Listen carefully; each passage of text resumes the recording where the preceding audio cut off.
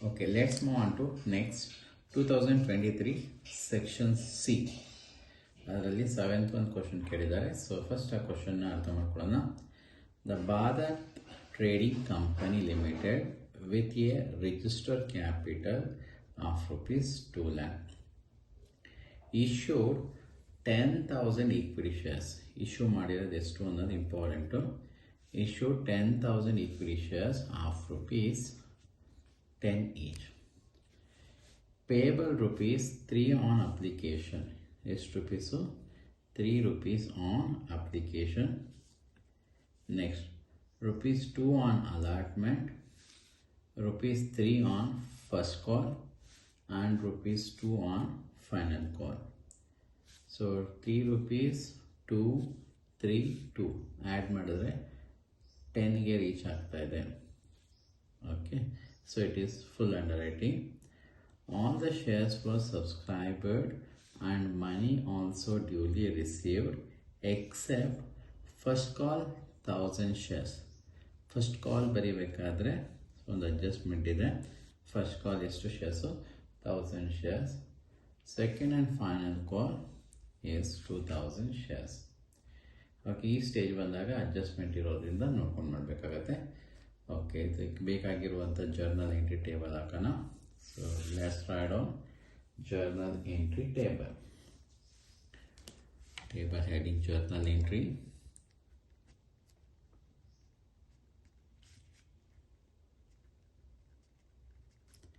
Serial number, particular, LF, debit, then credit. Okay, first so ನಾವು ಅಪ್ಲಿಕೇಶನ್ಗೆ ಎಂಟ್ರಿನ pass ಮಾಡಬೇಕಾಗತ್ತೆ. ₹3 on application ಅಂತ ಹೇಳಿದ್ದಾರೆ. So let's write on the first entry. Bank account data to bank account data to equity share application account. Bank account data to equity share application account. Okay, so ಎಷ್ಟು ಶೇರ್ಸ್ನ issue ಮಾಡ್ತಾ ಇರೋದು ಪಬ್ಲಿಕ್ಗೆ? 10,000 shares. Application ಸ್ಟೇಜಲ್ಲಿ collect ಮಾಡ್ತಾ ಇರೋದು ₹3. 10,000 into 3. 10,000 into 3. So outer column write on 30,000. 30,000. Okay, ಇದಕ್ಕೆ narration ಬರೆಯೋಣ. being equity share application money received. Equity share application money received. So ಇಲ್ಲೊಂದು line ಹಾಕ್ತಾ ಇದ್ದೀನಿ. ಸೊ ಇಲ್ಲಿ ನಾನು ರೆಡ್ ಪೆನ್ ಯೂಸ್ ಮಾಡ್ತಾ ಇದ್ದೀನಿ, ಬಟ್ ನೀವು ಯಾವುದೇ ಕಾರಣಕ್ಕೂ ಎಕ್ಸಾಮಲ್ಲಿ ರೆಡ್ ಪೆನ್ ಯೂಸ್ ಮಾಡಬೇಡಿ. Okay, next is second entry. Equity share application account,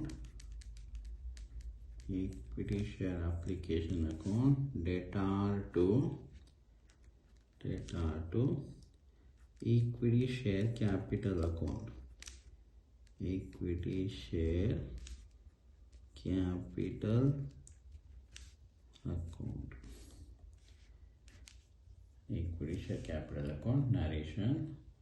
So before going to this, so amount is same. So being equity share application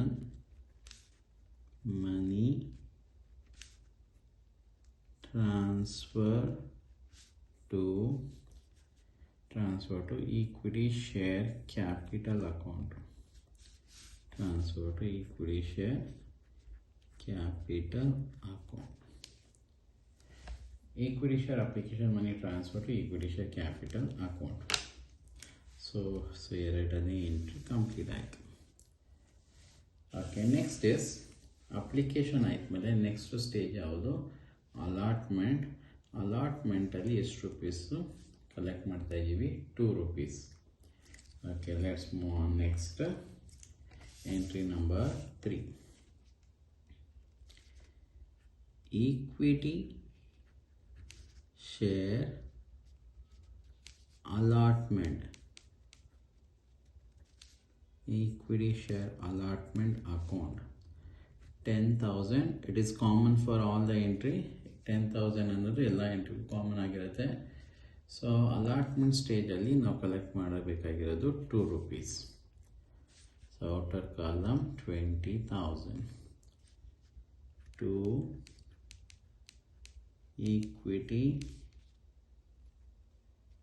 share capital account 20,000. Narration being equity share allotment money due. Equity share allotment money due ಇದೆ, ಅದನ್ನು next ಎಂಟ್ರಿಲಿ collect ಮಾಡ್ಕೊಳ್ಳೋಣ. So next entry number 4, bank account data to equity share allotment account. Equity share allotment account amount is same 20,000. Being equity share allotment money received. Equity share allotment money received. Okay, ಇಲ್ಲಿಗೆ allotment stage complete ಆಗಿದೆ. So next first ಕಾಲಲ್ಲಿ ಎಷ್ಟು collect ಮಾಡ್ತಾ ಇದ್ದಾರೆ ನೋಡೋಣ. ₹3 on first call. ಎಷ್ಟು rupees? 3 rupees on first call. So let's write on entry number 5, equity share first call account. Equity share first call account 10,000 into 3. First call ಅಲ್ಲಿ collect ಮಾಡಬೇಕಾಗಿರೋದು 3 rupees. 10,000 into 3, 30,000 to equity share capital account. Equity share capital account 30,000. Being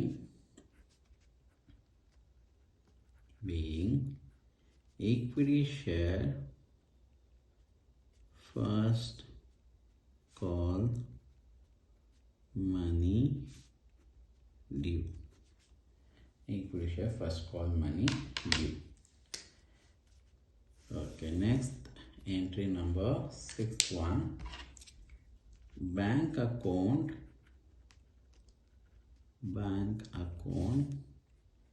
data to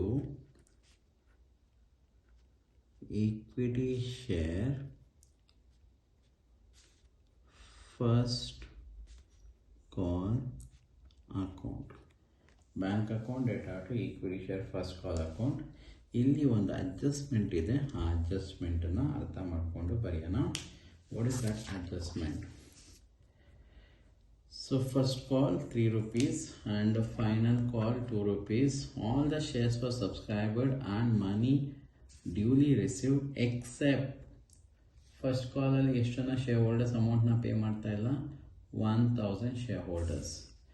okay, so 10,000 share ಹೋಲ್ಡರ್ಸಲ್ಲಿ 1000 shareholders ಅಮೌಂಟನ್ನು pay ಮಾಡ್ತಾ ಇಲ್ಲ ಅಂದರೆ remaining ಎಷ್ಟು members pay ಮಾಡ್ತಾರೆ ಅಂತ ಅರ್ಥ 9000 ಮೆಂಬರ್ಸ್ ಎಷ್ಟು ರುಪೀಸು ಇಲ್ಲಿ 3 ಇದೆ ಅಲ್ಲ 3 ರೂಪೀಸ್ ಪೇ ಮಾಡ್ತಾ ಇದ್ದಾರೆ ಅಂತ ಅರ್ಥ 10,000 ಮೆಂಬರ್ಸಲ್ಲಿ 1000 ಶೇರ್ ಹೋಲ್ಡರ್ಸ್ ಸೊ ಪೇ ಮಾಡ್ತಾ ಇಲ್ಲ ಫಸ್ಟ್ ಕಾಲ್ನ ರಿಮೈನಿಂಗ್ 9000 ಮೆಂಬರ್ಸ್ 3 ರೂಪೀಸ್ನ ಪೇ ಮಾಡ್ತಾ ಇದ್ದಾರೆ the amount so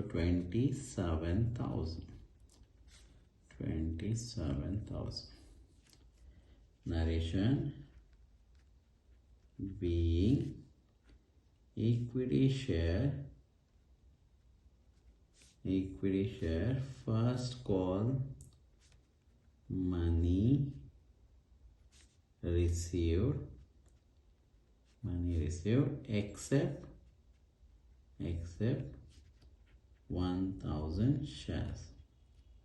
except 1000 shares so 1000 shareholders in the amount barta illa next entry number 7th one 7 so yav stage hogta idೀವಿ ಈಗ second and final call ₹2 on second and final call ಇದರಲ್ಲೂ ಕೂಡ adjustment ಇದೆ all the shares for subscribed and money also duly received except first call 1000 shares second ಕಾಲಲ್ಲಿ ಏನು adjustment ಹೇಳ್ತಾ ಇದ್ದಾರೆ 2000 shares ಅಂತ ಹೇಳ್ತಾ ಇದ್ದಾರೆ ಓಕೆ ಅಡ್ಜಸ್ಟ್ಮೆಂಟ್ನ ಮಾಡೋಕ್ಕಿಂತ ಮುಂಚೆ ಫಸ್ಟ್ ಎಂಟ್ರಿ ಬರೆಯೋಣ equity share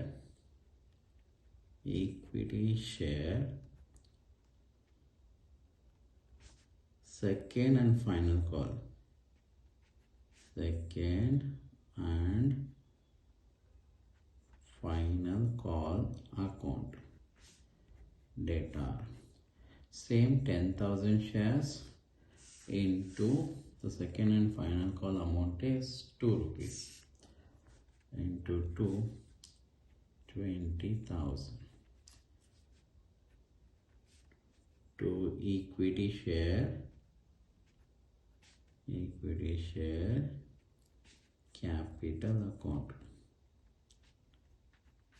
capital account 20,000 so narration being equity share second and final call money due second and final call money due okay after this the last and final entry bank account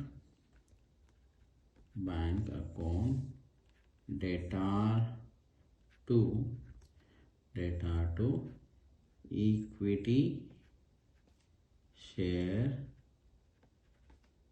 second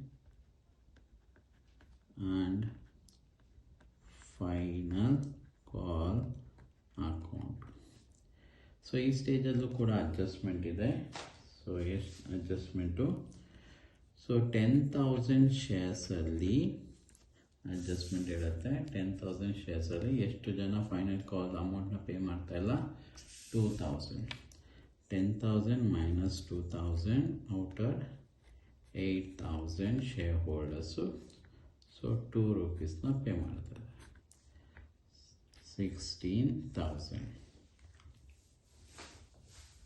16,000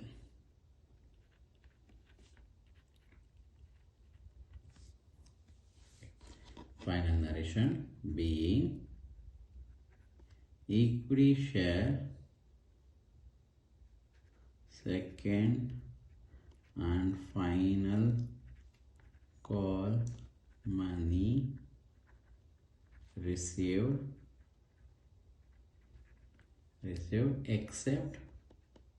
except 2,000 shares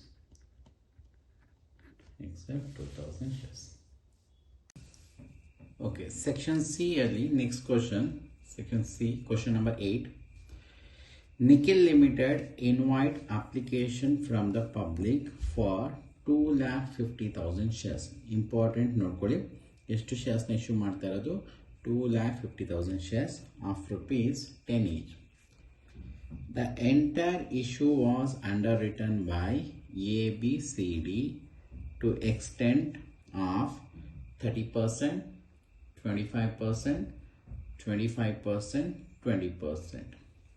so ರೇಷಿಯೋಗೆ split ಮಾಡಿದ್ದಾರೆ. 2,50,000ನ ಈ 30%, 25%, 25%, 20% distribute ಮಾಡ್ತಾ ಇದ್ದೀವಿ. With a provision of form under writing ಕೊಟ್ಟಿದ್ದಾರೆ. Form under writing 8,000, 12,000, nil and 30,000 shares. Next, the underwriting contract provides that underwriters be given credit for the form application. The company received application for 1,80,000 shares. It is important. 1,80,000 shares. Company issue ಮಾಡಿರೋದೆಷ್ಟು? 2,50,000. ಈ ಚಾಪ್ಟರಲ್ಲಿ ನಮಗೆ benefit ಏನು ಅಂದರೆ, ಕ್ವಶನಲ್ಲೇ ನಮ್ಮ final answer ಗೊತ್ತಾಗುತ್ತೆ. 2,50,000 issue ಮಾಡಿರೋದು, so receive ಆಗ್ತಾ ಇರೋದು 1,80,000. ಆ ಡಿಫ್ರೆನ್ಸ್ ಏನು ಬರುತ್ತೋ, ಸೊ ಅರೌಂಡ್ 70,000 ಡಿಫ್ರೆನ್ಸ್ ಬರುತ್ತೆ. ಈ 70,000 ನಮ್ಮ ಟೇಬಲ್ನ ಫೈನಲ್ ಆನ್ಸರ್ ಆಗಿರಬೇಕು. Excluding form under writing, including marked application, out of which marked application are as follow. Marked application ಕೊಟ್ಟಿದ್ದಾರೆ. A 48,000, B 40,000, C 24,000, D 48,000. Okay, prepare statement showing net liability of underwriters ಕೇಳಿದ್ದಾರೆ. Okay, ತುಂಬ simple question. Answer ಹೇಗೆ ಮಾಡೋದು ನೋಡೋಣ. Okay, ಇದಕ್ಕೆ ಕ್ಯಾಲ್ಕುಲೇಷನ್ಗೆ first ಬರ್ಕೋಬೇಕಾಗಿರೋದು form under writing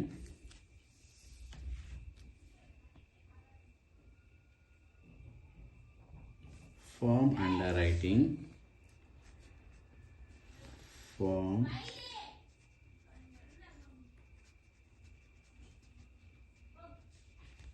treated as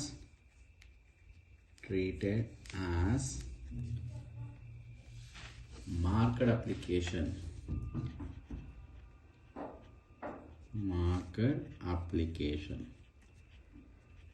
ಇದು ಮೊದಲನೇ ಸಿಚುವೇಶನ್. ಆಲ್ವೇಸ್ ಬರೀಲೇಬೇಕು, ಅವ್ರ ಕ್ವಶನ್ ಕೊಡಲಿ ಬಿಡಲಿ. Form under writing treated as market application. So under that calculation of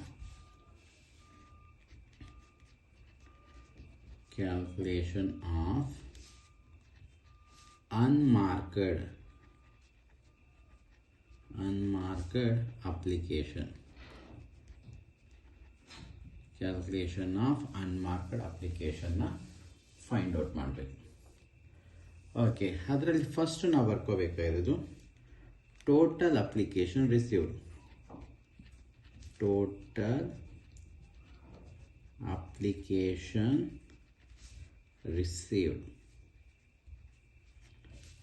okay, ನಮ್ಮ ಕ್ವಶನ್ ಕೊಟ್ಟಿರೋದು total application received. So application for 1,80,000 shares ಅಂತ ಹೇಳಿದ್ದಾರೆ. ಸೊ 1,80,000. ಸೊ ಇದಕ್ಕೆ ಹ್ಯಾಡ್ ಫಾರ್ಮ್ ಅಂಡರ್ ರೈಟಿಂಗ್ನ ಆಲ್ವೇಸ್ ಹ್ಯಾಡ್ ಮಾಡಿಬಿಡಿ. ಫಾರ್ಮ್ ಅಂಡರ್ ರೈಟಿಂಗ್, ಫಾರ್ಮ್ ಅಂಡರ್ ರೈಟಿಂಗ್ನ ಆ್ಯಡ್ ಮಾಡಬೇಕಾಗತ್ತೆ. ಸೊ ನೋಡ್ಕೊಂಬರೋಣ ಫಾರ್ಮ್ ಅಂಡರ್ ರೈಟಿಂಗ್ ಎಷ್ಟೆಷ್ಟಿದೆ ಅಂತ. The provision of form under writing 8,000, 12,000, nil and last one 30,000. First one 8,000, then 12,000, third one ಗೆ nil ಅಂತ ಹೇಳಿದ್ದಾರೆ. ಸೊ ನೋ ವ್ಯಾಲ್ಯೂ, 0 ಅಂತ ಹಾಕೊಂಡ್ರು. ಓಕೆ, ಸೊ nil ಅಂತಾನೆ ಬರಿತಾ ಇದ್ದೀನಿ. and last one 30,000. ಫಾರ್ಮ್ ಅಂಡರ್ ರೈಟಿಂಗ್ನ ನಾವು ಆ್ಯಡ್ ಮಾಡ್ತಾ ಇದ್ದೀವಿ. ಸೊ ಇದು ಟೋಟಲ್ ಮಾಡಿದ್ರೆ 50,000 ಬರುತ್ತೆ. 50,000. ಸೊ 1,80,000ಗೆ 50,000 ಆ್ಯಡ್ ಮಾಡ್ತಾ ಇದ್ದೀವಿ. 2,30,000. 2,30,000. Okay, next, less market application. Market application. ಓಕೆ, ಮಾರ್ಕೆಟ್ ಅಪ್ಲಿಕೇಶನ್ನ ನಾವೇನು ಮಾಡಬೇಕಾಗತ್ತೆ? ಸೊ ಮೈನಸ್ ಮಾಡಬೇಕಾಗತ್ತೆ. ಸೊ ಮಾರ್ಕೆಟ್ ಅಪ್ಲಿಕೇಶನ್ ಬರ್ಕೊಳ್ಳೋಣ. So A B C D. So ನಮ್ಮ ಕ್ವಶನಲ್ಲಿ ನೋಡ್ಕೊಂಡು ಬರೋಣ. So market application given in the question. Market application were 48,000, 40,000, 24,000 and 48,000. First one 48,000, second one 40,000, third one 24,000 and the last 48,000. 24,000 and the last one 48,000. Okay, ಇಲ್ಲಿ ನಾವು ಬರ್ಕೊಂಡಿರೋದನ್ನ market application. So ಈ market ಅಪ್ಲಿಕೇಶನ್ಗೆ plus ಮಾಡ್ತಾ ಇದ್ದೀನಿ. ಸೊ ಮಾರ್ಕೆಟ್ ಅಪ್ಲಿಕೇಶನ್ಗೆ add ಮಾಡ್ತಾ ಇದ್ದೀನಿ form ಅಂಡರ್ ರೈಟಿಂಗ್ನ. ಯಾಕೆ ಅಂದರೆ ಹೆಡ್ಡಿಂಗ್ ನೋಡಿ, form under writing treated as market application. Form ಅಂಡರ್ ರೈಟಿಂಗ್ನ ತೊಗೊಂಡು ಬಂದು ಎಲ್ಲಿ ಹಾಕಬೇಕಂತೆ? ಮಾರ್ಕೆಟ್ ಅಪ್ಲಿಕೇಶನ್ಗೆ ಜಾಯಿನ್ ಮಾಡಬೇಕಂತೆ. ಅದು ನಮಗೆ ಕೊಟ್ಟಿರುವಂಥ ಸಿಚುವೇಶನ್. ಓಕೆ, 8,000, ನೆಕ್ಸ್ಟ್ 12,000, ನೆಕ್ಸ್ಟ್ ನಿಲ್ ಅಂತ ಇದೆ, ನಿಲ್, ದೆನ್ 30,000. ಸೊ ಆ್ಯಡ್ ಮಾಡ್ತಾ ಇದ್ದೀವಿ. 48,000 plus 8,000, 56,000, then 52,000, 24,000, then 78,000. ಸೊ ಇಷ್ಟನ್ನು ಆ್ಯಡ್ ಮಾಡಿ ಔಟರ್ ಕಾಲಮ್ ಬರ್ಕೋತಾ ಇದ್ದೀನಿ. ಇಷ್ಟು ಆ್ಯಡ್ ಮಾಡಿದಾಗ ಬರ್ತಾ ಇರೋ answer 2,10,000. 2,10,000. So 2,30,000 then minus 2,10,000. The answer is 20,000. ಈ ಆನ್ಸರ್ ನಾವು unmarked application. Unmarked application. So ಇದನ್ನು ಫೈಂಡ್ ಔಟ್ ಮಾಡ್ಕೋಬೇಕಾಗುತ್ತೆ. ಸೊ ನೆಕ್ಸ್ಟ್ ಇಸ್ ಇದರ ಕ್ಯಾಲ್ಕುಲೇಷನ್ಗೆ ಒಂದು ಟೇಬಲ್ನ ರೆಡಿ ಮಾಡ್ಕೊಂಡಿದ್ದೀನಿ. Right on statement showing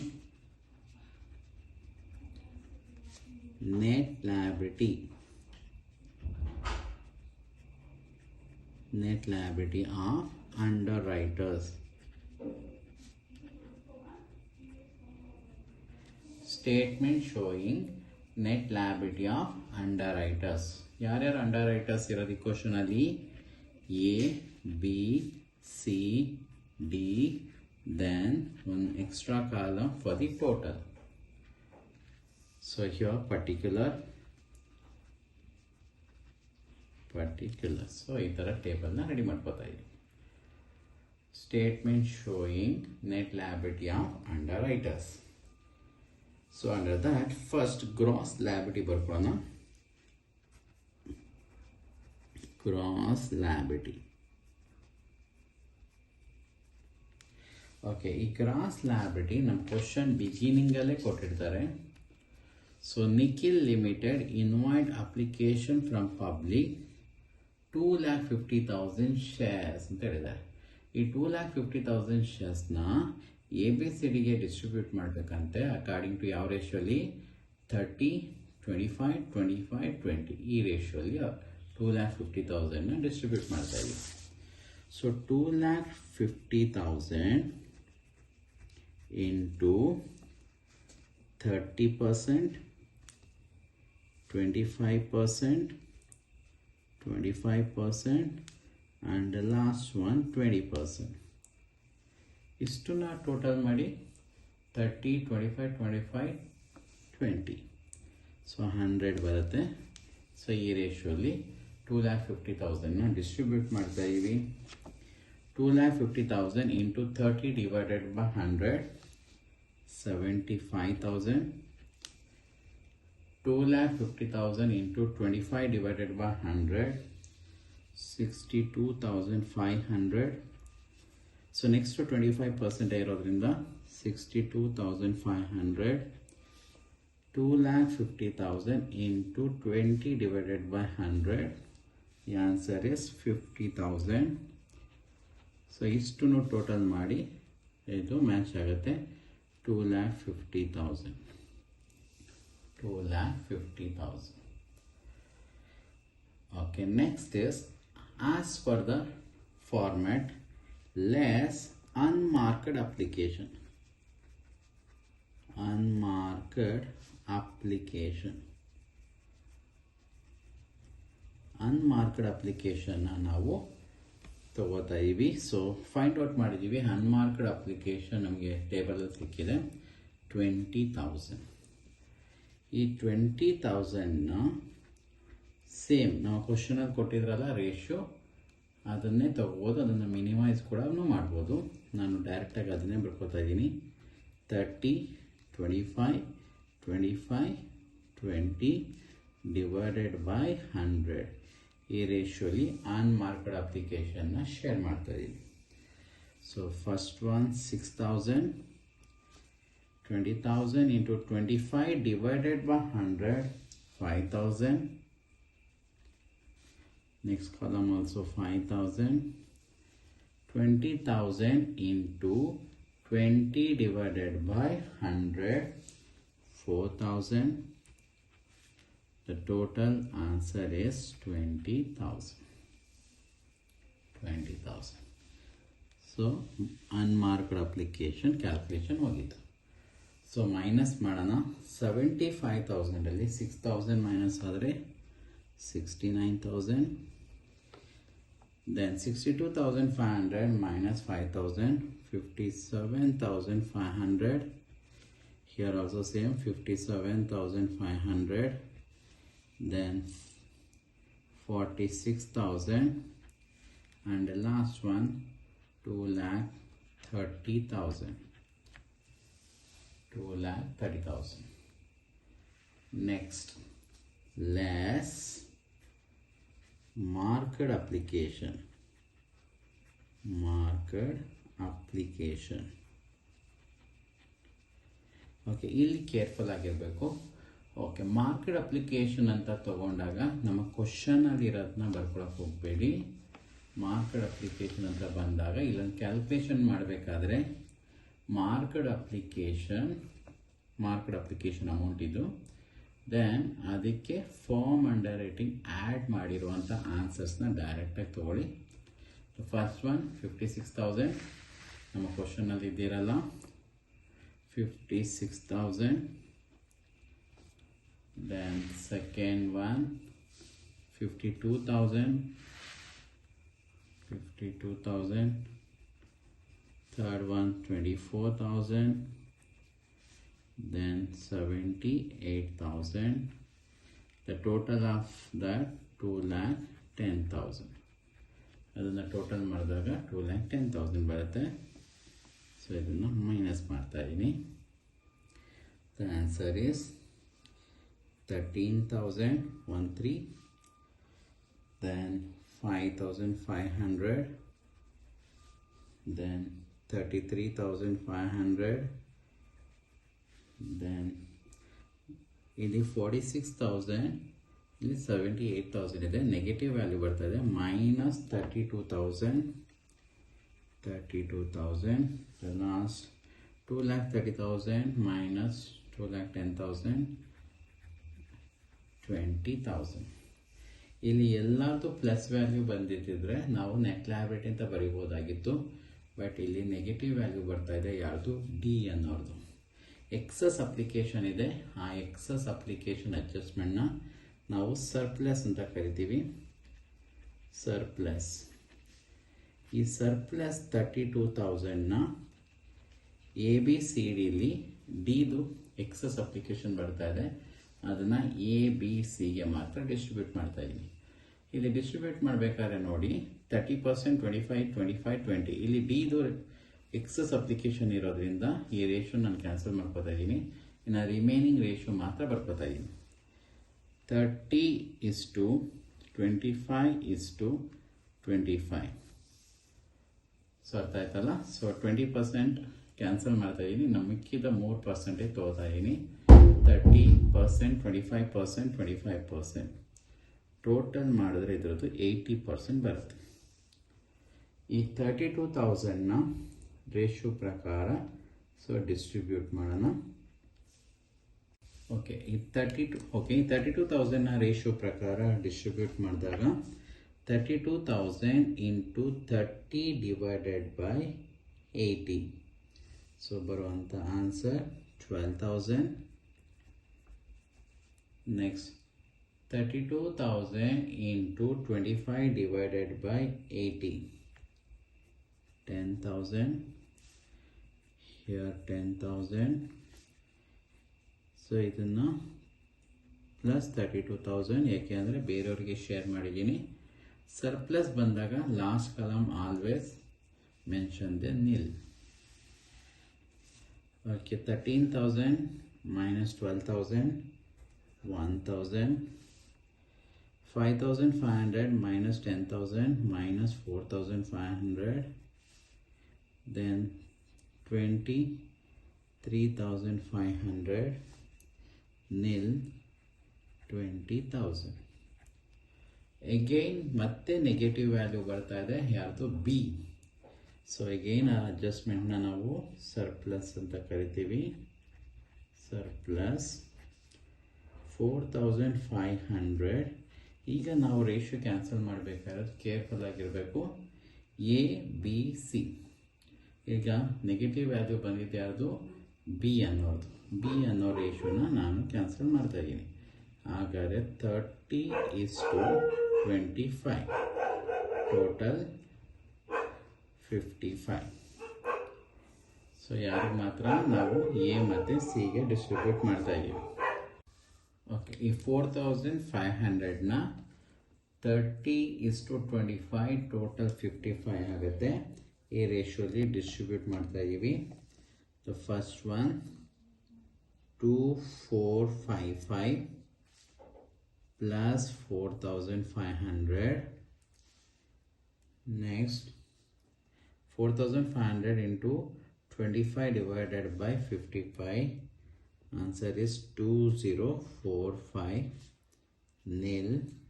Here also surplus bandaga last column mention the nil. Okay, so minus ಮಾಡಿದಾಗ minus value ಬರ್ತಾ ಇದೆ 1455. then this one nil.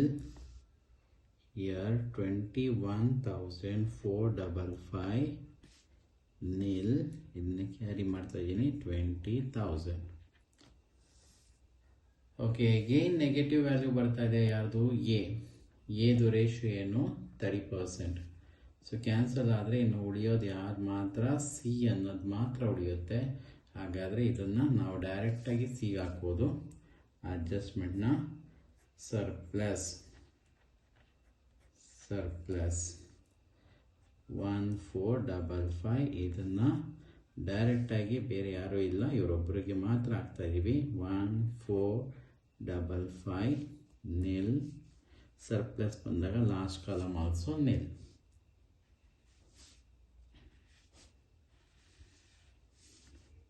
Okay, nil. Second also nil. Third one 21,455, 1,455, 20,000 nil. Again 20,000. Okay. Then final ಆಗಿ ಇಲ್ಲಿ ಯಾವುದೇ negative value ಬಂದಿಲ್ಲ, positive value ಬಂದಿದೆ. 20,000 ಇದೆ. Last column ನೋಡಿದಾಗ 20,000 ಇದೆ. ಆಲ್ಮೋಸ್ಟ್ ನಮ್ಮ ಆನ್ಸರ್ ಪರ್ಫೆಕ್ಟ್ ಆಗಿದೆ. ದೆನ್ ಲಾಸ್ಟು ಆ್ಯಡ್ ಫಾರ್ಮ್ ಅಂಡರ್ ರೈಟಿಂಗ್ನ ಬರಿಬೇಕಾಗತ್ತೆ. Underwriting, form under writing. So ಎಷ್ಟೆಷ್ಟು ಕೊಟ್ಟಿದ್ದಾರೆ ನಮ್ಮ ಟೇಬಲ್ ನೋಡೋಣ. Form under writing 8,000, 12,000, nil, 30,000. 8,000, 12,000, ಇಲ್ಲಿ ನಿಲ್ ಅಂತ ಹೇಳಿದ್ದಾರೆ, ನಿಲ್, ಆ್ಯಂಡ್ ಲಾಸ್ಟ್ ಕಾಲಮ್ 30,000. ಈ ಫಾರ್ಮ್ ಅಂಡರ್ ರೈಟಿಂಗ್ನ ಟೋಟಲ್ ಮಾಡಿದ್ರೆ 50,000 ಬರುತ್ತೆ. 50,000.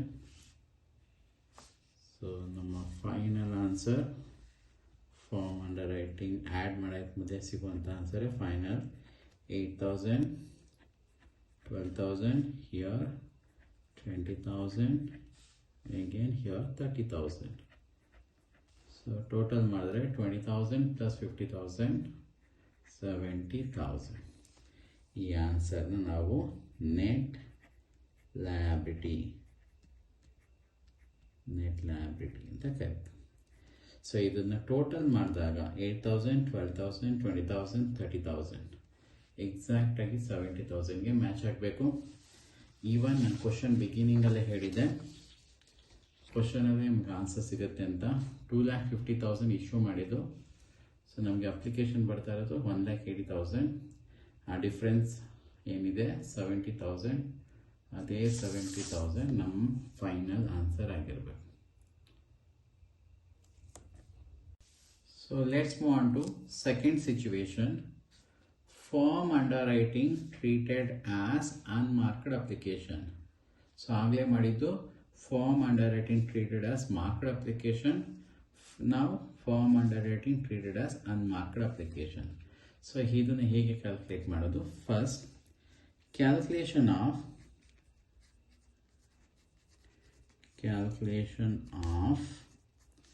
unmarked application. Calculation of unmarked application na first find out ಮಾಡ್ತಾ ಇದೀವಿ. So under that, total application received. Total application received first ಬರ್ತಾ ಇದೀವಿ. So question ಅಲ್ಲಿ ಹೇಳಿದ್ದಾರೆ 1,80,000. The total application received is 1,80,000. First situation allu second situation allu common agi total application received barkotivi. Again add form underwriting. Form underwriting na add ಮಾಡ್ತಾ ಇದ್ವಿ. So ಈ question ಅಲ್ಲಿ form ಅಂಡರ್ರೈಟಿಂಗ್ ಕೊಟ್ಟಿದ್ದಾರೆ. The provision of form underwriting 8,000, 12,000, nil, and 30,000. 8,000 plus 12,000 plus nil ಅಂತ ಹೇಳಿದ್ದಾರೆ, 0 value, nil plus last is 30,000. So ಇಷ್ಟು total ಮಾಡಿದಾಗ ನಮಗೆ ಬರ್ತಾ ಇರೋ ಆನ್ಸರ್ 50,000. ಓಕೆ, 50,000ನ ಫಾರ್ಮ್ ಅಂಡರ್ರೈಟಿಂಗ್ ಆ್ಯಡ್ ಮಾಡಿದಾಗ ಬರುವಂಥ answer 2,30,000. 2,30,000. Okay, next less marked application. Marked application. Okay, marked application ಬರ್ಕೊಳ್ಳೋಣ. Underwriters A, B, C, D. Okay, ನಮ್ಮ ಕ್ವಶನ್ ಅಲ್ಲಿ ಕೊಟ್ಟಿರುವಂಥ marked application. Marked application were as under 48,000, 40,000, 24,000, 48,000. First one 48,000, second 40,000, 24,000, then 48,000. So ಇಷ್ಟು add ಮಾಡಿ so outer ಕಾಲಮ್ಗೆ ಬರೆದ್ರೆ okay ಇಷ್ಟು total ಮಾಡಿದಾಗ so outer column 1,60,000. So 2,30,000 1,60,000 minus ಆದಾಗ ನಮಗೆ ಬರ್ತಾ ಇರುವಂಥ answer the remaining balance is 70,000. ಇದನ್ನು ಅನ್ಮಾರ್ಕ್ಡ್ ಅಪ್ಲಿಕೇಶನ್ ಅಂತ ಕರಿತೀವಿ. ಅನ್ಮಾರ್ಕ್ಡ್ ಅಪ್ಲಿಕೇಶನ್ ಆಗಾದ್ಮೇಲೆ ಅದಕ್ಕೆ ಬೇಕಾಗಿರುವಂಥ ಟೇಬಲ್ ರೆಡಿ ಮಾಡ್ಕೊಳ್ಳೋಣ. A B C D total, table heading statement showing net liability of underwriters. Net liability of underwriters ka find out ಮಾಡಕ್ಕೆ ಹೋಗ್ತಾ ಇದೆ. Okay, under that first ನಾವು ಬರ್ಕೋಬೇಕಾಗಿರೋದು ಗ್ರಾಸ್ ಲ್ಯಾಬಿಲಿಟಿ.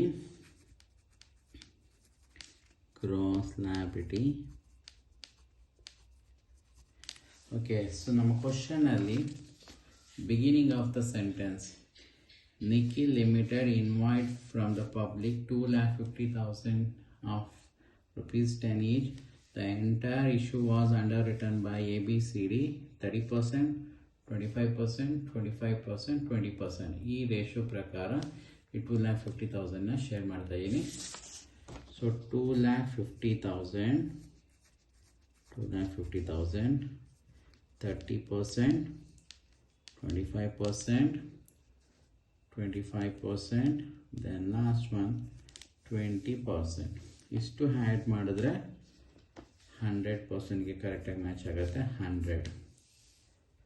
ಸೊ ನಾವು 2,50,000 into 30 divided by 100, 75,000. 2,50,000 into 25 divided by 100, 62,500. Next to 25% ಇದೆ, that's why 62,500.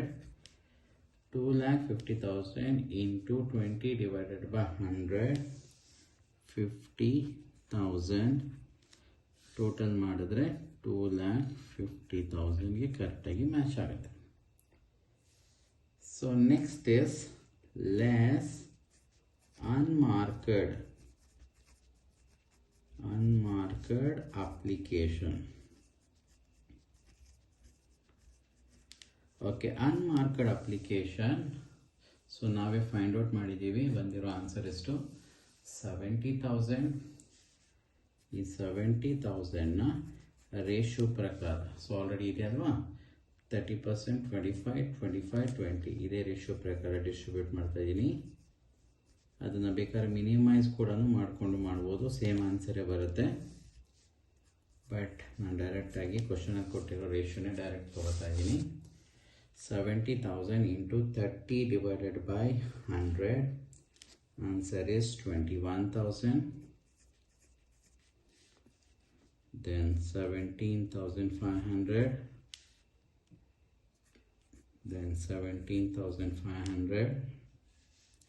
70,000 into 20 divided by 100, 14,000. The total is 70,000. Unmarked ಅಪ್ಲಿಕೇಶನ್ನ distribute ಮಾಡಿದ್ದೀವಿ. So minus ಮಾಡ್ತಾ ಇದ್ದೀವಿ. Okay, 75,000 minus 21,000, remaining balance 54,000.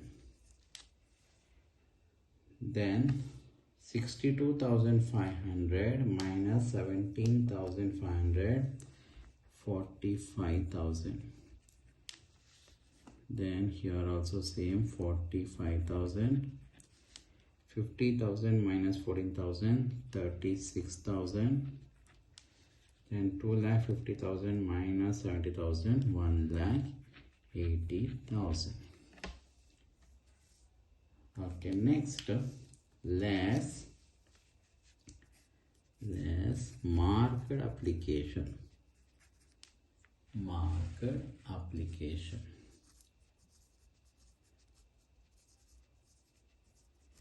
So marked application ನಮ್ಮ question ಅಲ್ಲಿ ಏನು ಕೊಟ್ಟಿದ್ದಾರೆ ಅದನ್ನ ಡೈರೆಕ್ಟ್ ಆಗಿ ತಗೋತಾ ಇದ್ದೀನಿ. 48, 40, 24, 48. 48,000, 40,000, 24,000, then 48,000, total 1,60,000. 1,60,000. ಓಕೆ, ಇದನ್ನು ಮೈನಸ್ ಮಾಡೋಣ.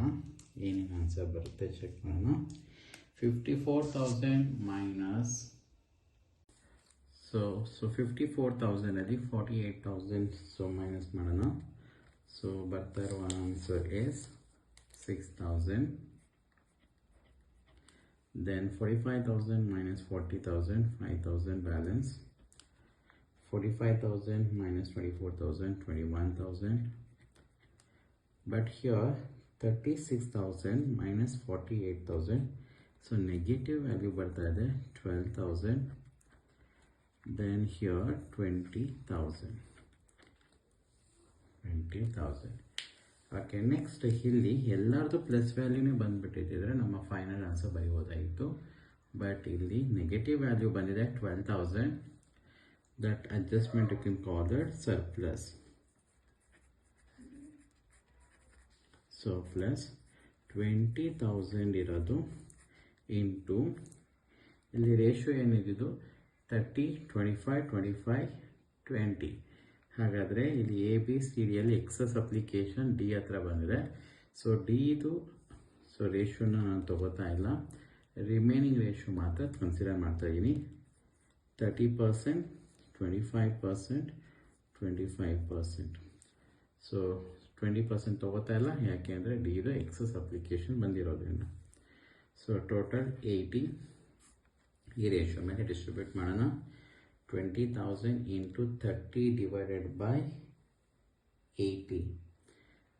Sorry, 20,000 ಅಲ್ಲ, 12,000. 12,000 into 30 divided by 80, 4,500. 12,000 into 25 divided by 80, 3,750. Here also 3,750. This one plus 12,000. Surplus bandaga, the last column always nil.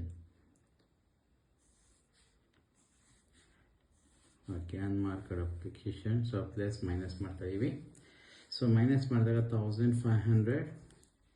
Then 5,000, 3,750, 1,250. Next is 17,250, nil. This one 20,000. ಈಗ ಯಾರ್ದು ಕೂಡ ನೆಗೆಟಿವ್ ವ್ಯಾಲ್ಯೂ ಬಂದಿಲ್ಲ. No need to write on the surplus. ಇಲ್ಲಿ surplus ಬರೆಯೋಂಥ necessity ಇಲ್ಲ. The final ಆಗಿ form ಅಂಡರ್ ರೈಟಿಂಗ್ನ ಆ್ಯಡ್ ಮಾಡೋಣ. Form under writing.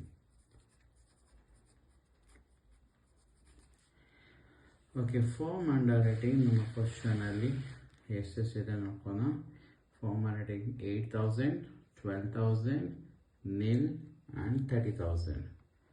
8,000, 12,000, third one nil, so dash ಆಗ್ತಾ ಇದ್ದೀನಿ. Then 30,000.